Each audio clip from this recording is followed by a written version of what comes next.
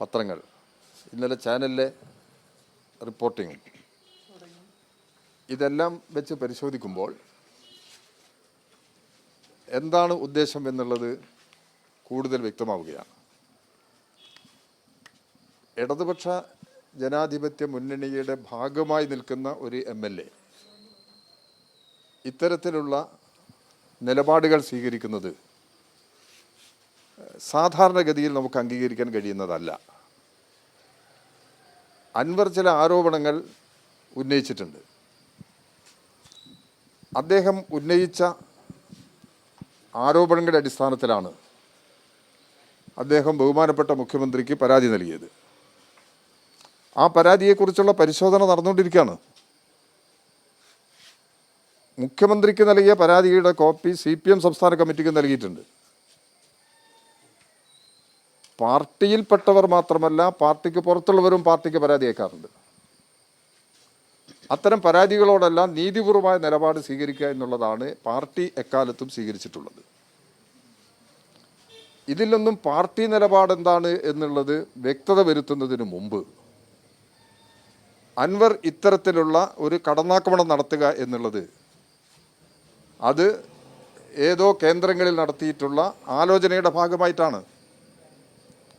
ഇടതുപക്ഷ ജനാധിപത്യ മുന്നണിക്കും ഗവൺമെൻറ്റിനും എതിരായി വ്യാപകമായ പ്രചാരവേല നേരത്തെ തന്നെ കേരളത്തിൽ ഇടതുപക്ഷ ജനാധിപത്യമുള്ള ശത്രുക്കളും UDFും BJPയും എല്ലാം ചേർന്ന് നടത്തിയിട്ടുണ്ട്. അത്തരം പ്രചരണങ്ങൾക്ക് മാധ്യമങ്ങളും നല്ല പിന്തുണ നൽകിയിട്ടുണ്ട്. ആ പിന്തുണ എത്രത്തോളം എവിടം വരെ എത്തുന്നൊക്കെയുള്ളത് ഒരുപാട് അനുഭവങ്ങൾ കേരളത്തിന് മുമ്പിലുണ്ടല്ലോ. അപ്പോൾ അതിൻ്റെ അടിസ്ഥാനത്തിലെല്ലാം വ്യക്തമാക്കേണ്ടതാണ്. കേരളത്തിലെ മുന്നണിക്ക് നേതൃത്വം നൽകുന്നതിലും ഗവൺമെൻറ്റിന് നേതൃത്വം നൽകുന്നതിലും തലവനായി പ്രവർത്തിക്കുന്നത് മുഖ്യമന്ത്രിയാണ്. അദ്ദേഹം CPMൻ്റെ PB അംഗമാണ്, കേരളത്തിൻ്റെ മുഖ്യമന്ത്രിയാണ്, നിയമസഭയിൽ നേതാവാണ്.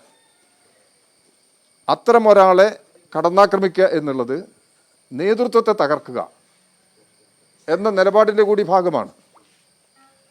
ഇത് CPIM വളരെ കാലമായി നേരിട്ടുകൊണ്ടിരിക്കുന്ന ഒരു പ്രശ്നമാണ്.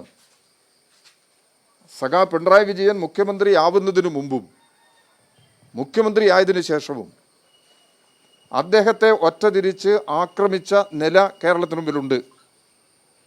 അതെല്ലാം നിലനിൽക്കുന്ന സന്ദർഭത്തിലാണ് 2016-21 അദ്ദേഹം മുഖ്യമന്ത്രി സ്ഥാനത്ത് തുടർന്നത്.